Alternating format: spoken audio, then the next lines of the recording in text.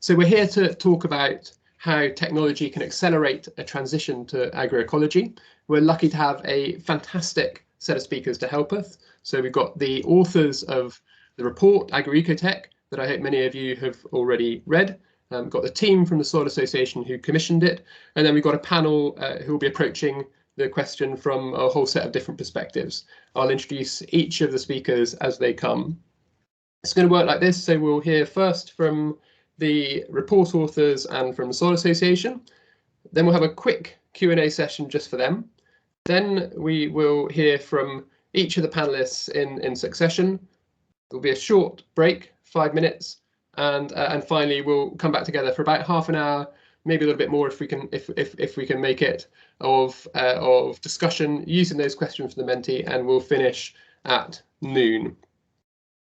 I think it's an incredibly timely and helpful discussion to be having. I think it's useful for shaping policy and regulation, both the practicalities of thinking about innovation funding and tech regulation at a time when there's quite a lot of change around those and they're being reshaped. So it's timely from that point of view.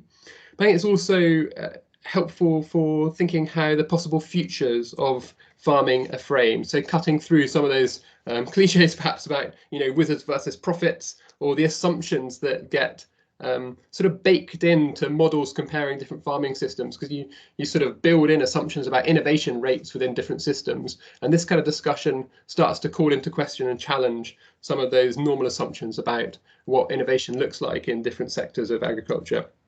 It's particularly timely with the National Food Strategy just out. I was involved in the team that helped Henry Dimbleby with that. One of the implications that I took from it was that for most land and for most farmers in the UK, the path to sustainability will be agroecological. It's not going to be the same everywhere by any means, but that's a really big part of the story. And so doing agroecology better and better should be a priority for public sector R&D. So I think it's important for policy, but I also think it's important for agroecology as a movement. And that's not because the assessments of technology in this report are by any means the first or the last word, but because it gets on the front foot in thinking about how to shape technology investment and governance and so on from an agroecological point of view. Often, and rightly in my view, the main message from agroecology is that we shouldn't be looking for technological fixes. It calls out the sometimes extractive relationship between technology providers and farming. And I think there's also this message that innovation is so much bigger than technology. It's about changing systems. Those are all really important sort of overall. That's the big story from agroecology about innovation.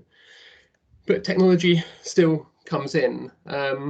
And so even though there's really important work that I think we'll hear a little bit about in passing today from things like Innovative Farmers at the Soil Association and the Farmer First movements internationally that inspired it, that are about promoting that different way of thinking about innovation that doesn't put technology first. There's nevertheless some really important discussions to be having about technology because it's all around, it's so entangled, and it does create important opportunities. So it's helpful to have a discussion about what would it be good to have more of, what would it be good to have less of, and what kind of safeguards do we need in place around technology. So that's the kind of discussion we're getting into today. It's not by any means the whole story about innovation and agroecology. It's a bit of it, but it's a really important and sometimes neglected bit of the picture.